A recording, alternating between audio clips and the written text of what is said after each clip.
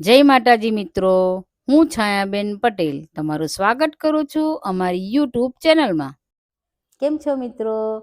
હું છું છાયાબેન, તો તમારું અમારી ચેનલમાં સ્વાગત છે. આ ભાજી તમે જોઈ શકો છો અને જાણી શકો છો કે આ શેની ભાજી છે. તમે જો સાઉથ ગુજરાતમાં રહેતા હશો ને તો જરૂરથી ઓળખતા હશો. આને કહેવાય ડુંગરની ભાજી, જે કલીની ભાજી, કુવલાની ભાજી, સફેદ મૂસળીની ભાજી વગેરે નામથી ઓળખાય છે. અને તે ઘણા નામોથી વિવિધ વિસ્તારોમાં ઓળખાય છે. અને મિત્રો, આ ભાજી વઘઈ, ડાંગ, ધરમપુર જિલ્લામાં ખૂબ જ પ્રમાણમાં થતી હોય છે. તો મિત્રો, ચોમાસાની શરૂઆત થતાં જ માર્કેટમાં આ ભાજી જોવા મળતી હોય છે. અને આ ભાજી વર્ષમાં એક જ વાર જોવા મળતી હોય છે. માત્ર 15 દિવસ જ જોવા મળે છે.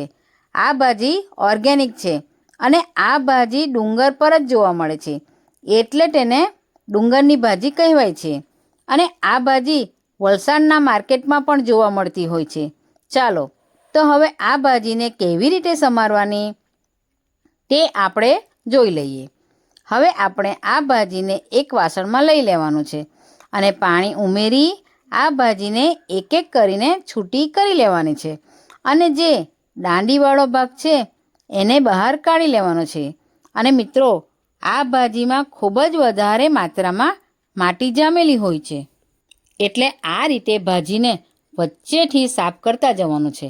અને એક એક પાનને તોડીને જુદી કરીને સારી રીતે 2 થી 3 વાર પાણીથી ધોઈ લઈશું. હવે આ રીતે થોડી ભાજી લઈ કાતર કે છરીના મદદથી ભાજીનો ઉપરનો સફેદ ભાગ કાપી લઈશું. અને આ રીતે ભાજીને કાતરના મદદથી ઝીણી ઝીણી સમારી લેવાની છે. અને મિત્રો, આ ભાજી સ્વાદિષ્ટ હોવાની સાથે ખૂબ જ આરોગ્યકારી પણ છે. આ ભાજી શરીરની રોગપ્રતિકારક શક્તિ વધારવામાં પણ મદદ કરે છે અને બ્લડ શુગર નિયંત્રણ કરવામાં મદદ કરે છે. સાથે સાથે ડાયાબિટીસના દર્દીઓ માટે તો ખૂબ જ લાભદાયક છે. આ રીતે આપણે બધી ભાજી પણ કપાઈ ગઈ છે. બીજી રેસીપી માટે આપણે થોડી ભાજી એક બાઉલમાં કાઢી લઈશું. ચાલો તો પહેલી રેસીપી બનાવવાનું શરૂ કરીએ. તો તેના માટે એક બાઉલમાં 1 વાટકી ચોખાનો લોટ ઉમેરી લઈશું અને અડધી વાટકી ચણાનો લોટ ઉમેરીશું. ત્યારબાદ અડધી વાટકી જુવારનો લોટ ઉમેરી લઈશું. હવે તેમાં 1 ચમચી આદું, લસણ, મરચાંની પેસ્ટ ઉમેરી લેવાનું છે. હવે મસાલામાં 1 ચમચી મરચાંની ભૂકી, 1 ચમચી હળદર, 1 ચમચી ધાણા જીરું, 1 ચમચી અજમો, 1 ચમચી મીઠું, અડધી ચમચી હિંગ, થોડો ક્રીમી ફ્લેવર માટે 1 ચમચી તલ. હવે બાઇડિંગ માટે 3 ચમચી તેલ ઉમેરી સારી રીતે મિક્સ કરી લઈશું. મિત્રો, અહીં અત્યારે આપણે પાણી ઉમેરીશું નહીં અને સારો ટેસ્ટ આવે તેના માટે 1 ચમચી મોરું દહીં ઉમેરી લેવાનું છે. તમારા ઘરમાં ગળ્યું ખાટા હોય તો આ સમયે ખાંડ કે ગોળ ઉમેરવું હોય તે પણ ઉમેરી શકો છો. હવે આપણે બધું મિક્સ કરી લેવાનું છે.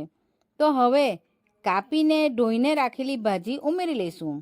તો મિત્રો, અહીં આપણે પાણી વગર જ લોટ બાંધવાનો છે.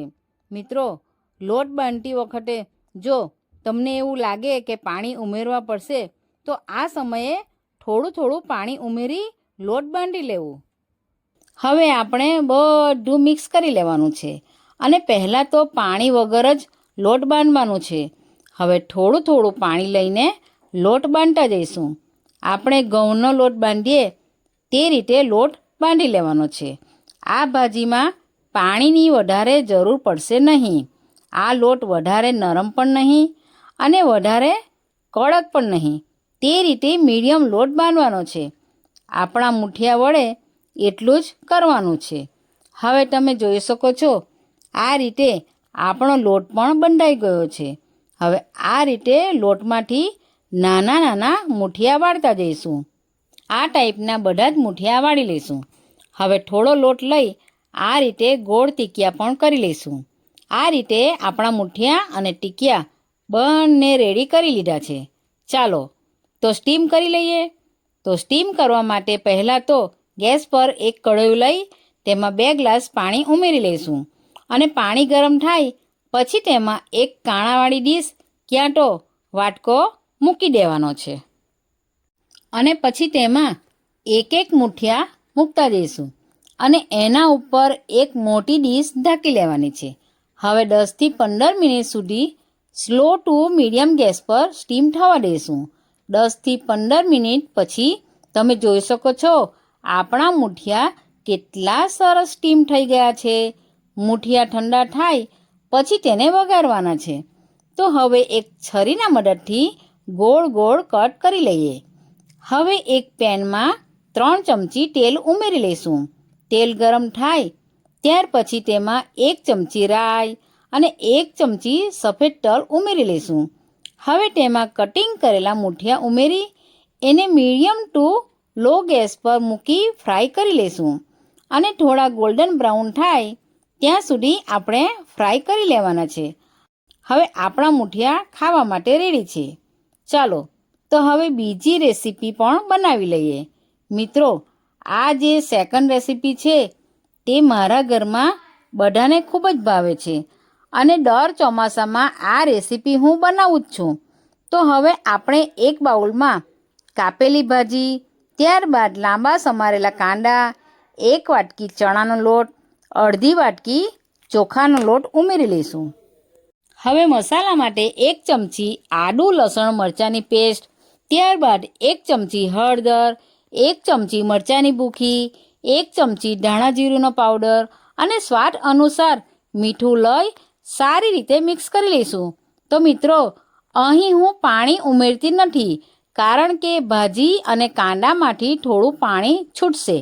હવે તમારે થોડું 2 થી 3 ચમચી જેટલું પાણી ઉમેરી લોટ બનાવી લેવાનો છે.